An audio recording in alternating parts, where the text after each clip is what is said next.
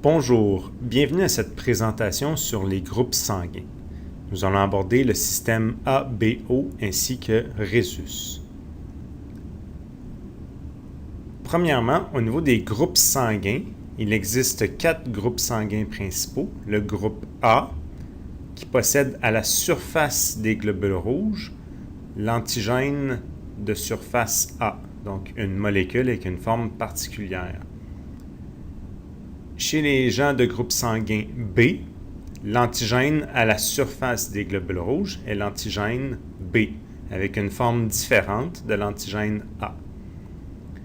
Chez les gens de groupe sanguin AB, il y a donc à la surface des globules rouges les molécules, donc les antigènes A et B. Alors que pour les groupes sanguins O, il y a absence des antigènes. Il n'y a donc pas de molécules de reconnaissance à la surface des globules rouges. Pour tous ces groupes sanguins, au niveau du plasma, il y a aussi des anticorps. Les gens de groupe sanguin A ont des anticorps qui réagissent contre l'antigène B. On les appelle donc des anticorps anti-B. Comme vous pouvez le voir sur cette image, leurs formes correspondent aux molécules en forme de triangle à la surface des globules rouges des groupes sanguins B. Pour ce qui est du groupe sanguin B, l'anticorps présent dans le plasma est un anticorps spécifique aux antigènes A, que nous appelons donc anticorps anti-A. Comme vous pouvez le constater, sa forme est différente de l'anticorps anti-B. Il réagit spécifiquement avec l'antigène de surface A. Chez les groupes sanguins AB, il n'y a pas d'anticorps anti-A et anti-B au niveau du plasma.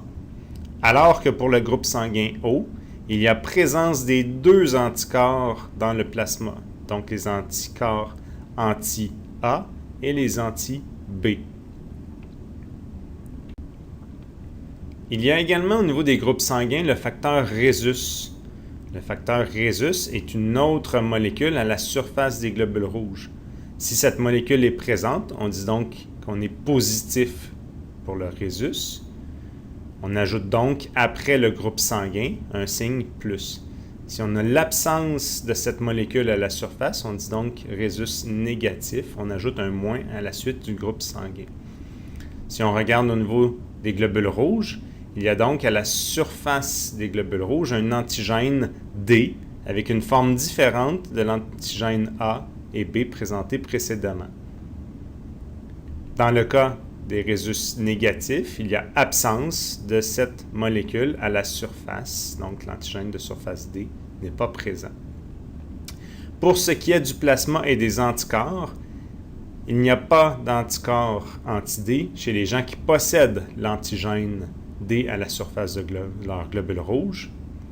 Et il n'y a pas normalement d'anticorps contre l'antigène B dans le sang des gens qui sont Rhésus négatifs. En effet, de naissance, il n'y a pas d'anticorps développé par notre système immunitaire. Il doit avoir eu un contact préalable avec du sang Rhésus positif. À ce moment-là, le système immunitaire reconnaît l'antigène comme un corps étranger, développe des anticorps, comme dans n'importe quelle autre maladie qui touche le système immunitaire. On développe des anticorps et c'est à la deuxième présence avec du sang RH positif qu'il va se faire une réaction entre l'anticorps et l'antigène.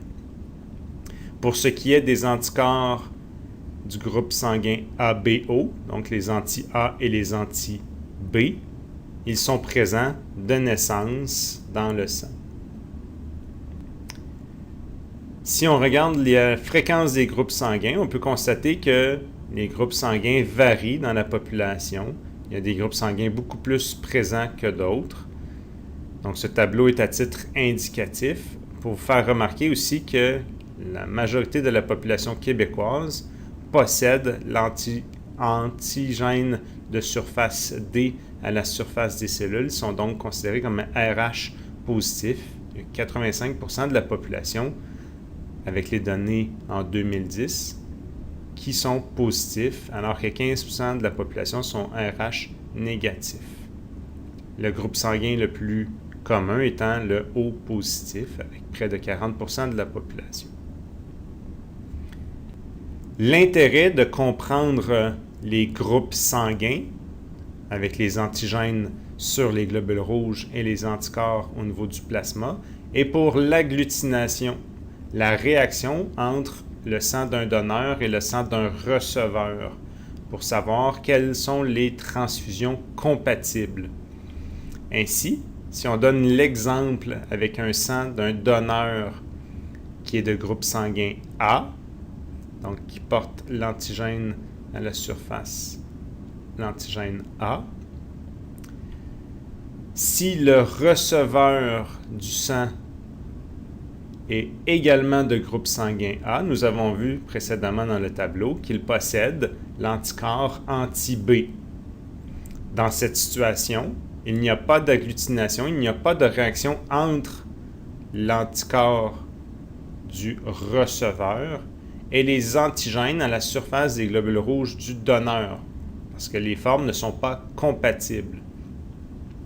Mais dans le cas d'un donneur de groupe sanguin A à un receveur de groupe sanguin B, le receveur de groupe sanguin B possède dans son plasma l'anticorps qui réagit contre l'antigène de surface A. Donc, dans cette situation, il y aura agglutination. Qu'est-ce que l'agglutination? C'est la réaction de l'anticorps, sa liaison avec l'antigène de surface, étant donné leurs formes qui sont complémentaires. Et l'anticorps possède plusieurs sites de réaction. Il est donc capable de se lier à plusieurs globules rouges à la fois, ce qui fait que les globules rouges s'agglutinent, donc se collent les uns sur les autres. Et c'est cette réaction qui est dangereuse lors d'une transfusion sanguine. Voyons justement au niveau d'un vaisseau sanguin la réaction d'agglutination des globules rouges. Prenons l'exemple d'un receveur de groupe sanguin A négatif, donc qui possède à la surface de ces globules rouges l'antigène A. Il y a donc dans son sang les anticorps spécifiques contre l'antigène B. Si on lui donne le sang d'un groupe sanguin B négatif, au niveau des globules rouges d'un groupe sanguin B, l'antigène de surface, et donc l'antigène B, qui est compatible avec l'anticorps anti-B présent dans le plasma du receveur. Il y a donc réaction de l'anticorps qui va se lier avec l'antigène à la surface des globules rouges. Il y a donc dans cette situation agglutination, et l'agglutination provoque l'obstruction des petits vaisseaux sanguins, étant donné que plusieurs globules rouges se retrouvent collés les uns sur les autres et que normalement, la taille des capillaires sanguins laisse passer, tel que représenté sur cette image, un globule rouge à la fois, parce que le globule rouge prend pratiquement toute la largeur, tout le diamètre du capillaire.